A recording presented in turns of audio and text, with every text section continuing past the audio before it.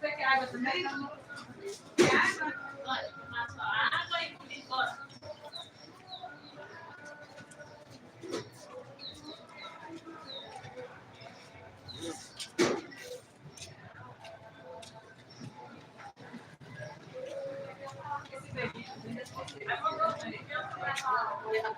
Eu chego lá, tem uma da minha, só 22. Aí agora eu falo, quando vir, dói, bota lá.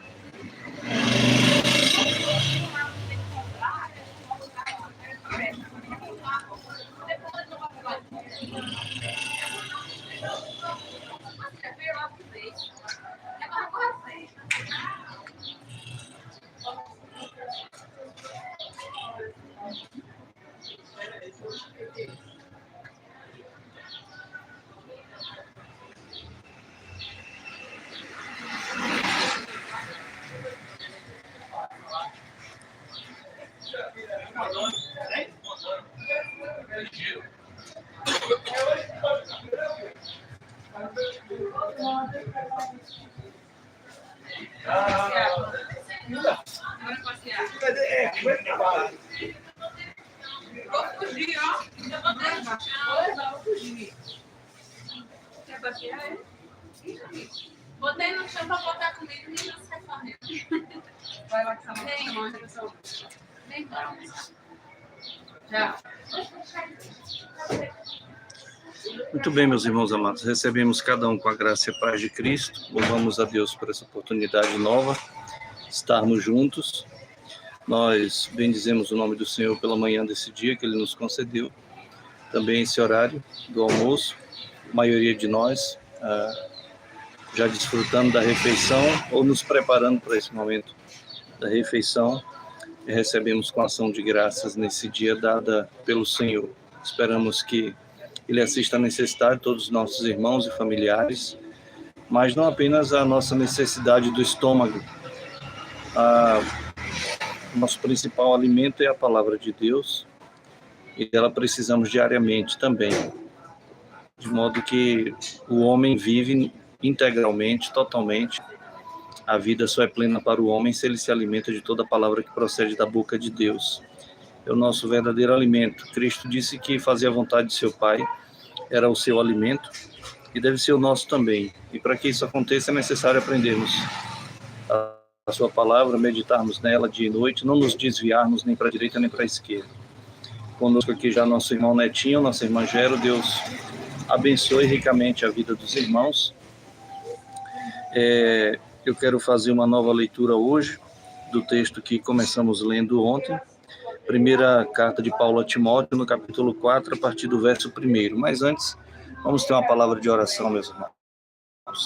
Senhor Deus, te rendemos graças e te louvamos pela oportunidade que temos agora de juntos podermos nos achegar a ti em oração, através da oração, que é este meio de graça maravilhoso que nós temos. Depois da tua palavra e da pregação da tua palavra também, nós temos a oração como meio de graça muito importante para nós.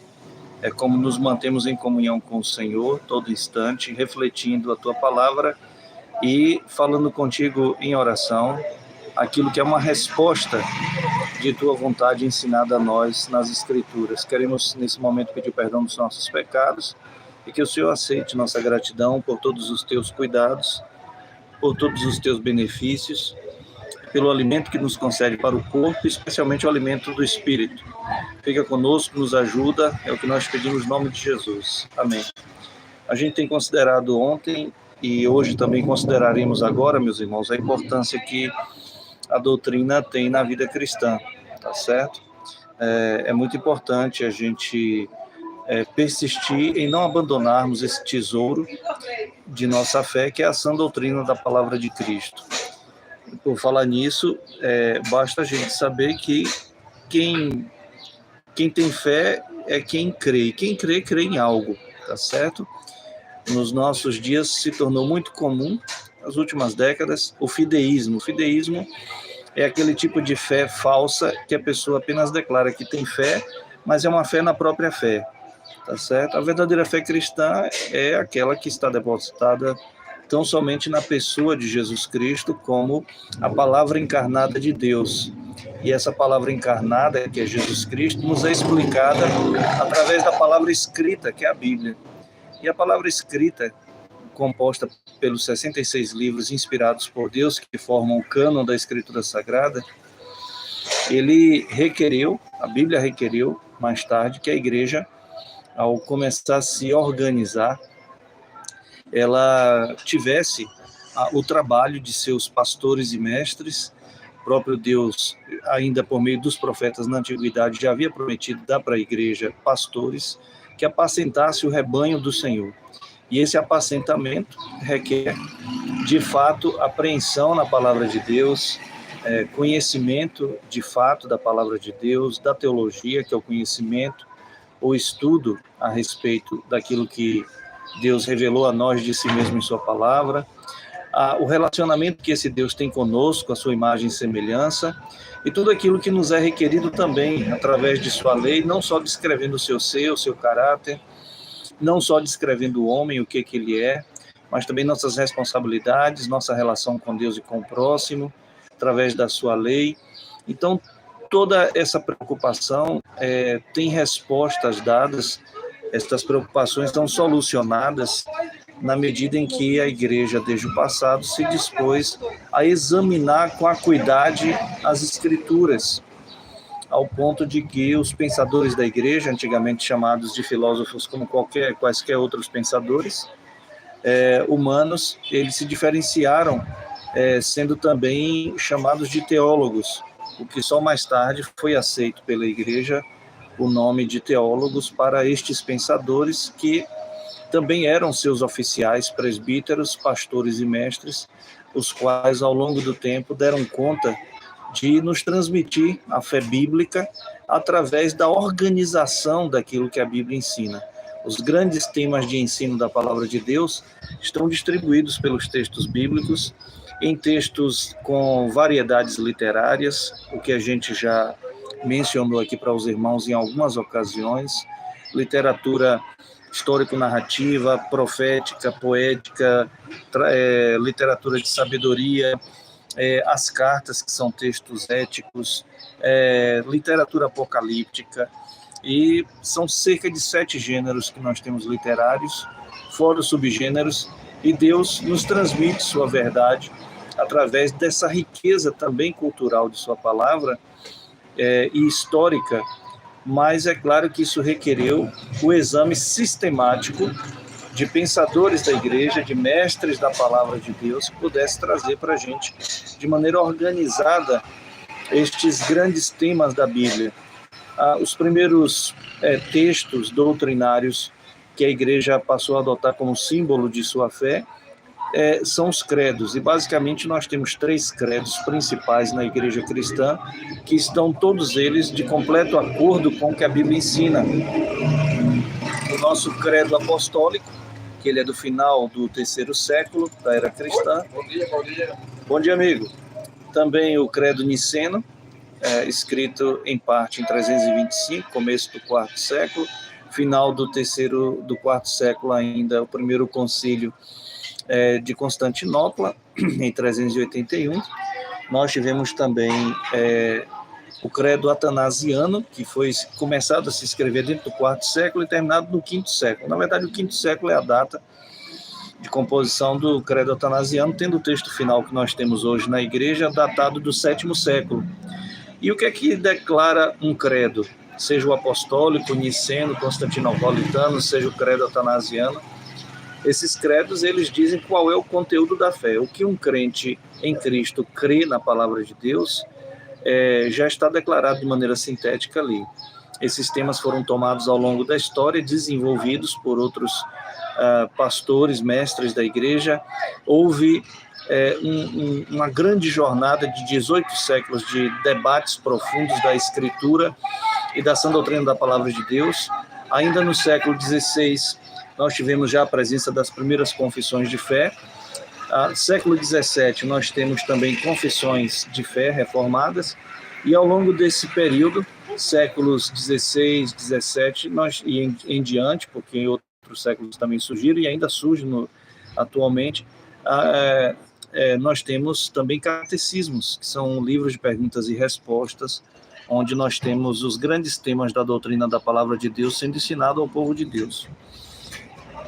Aqui o texto, deixa eu ver se eu consigo abrir outra vez ele aqui para a gente.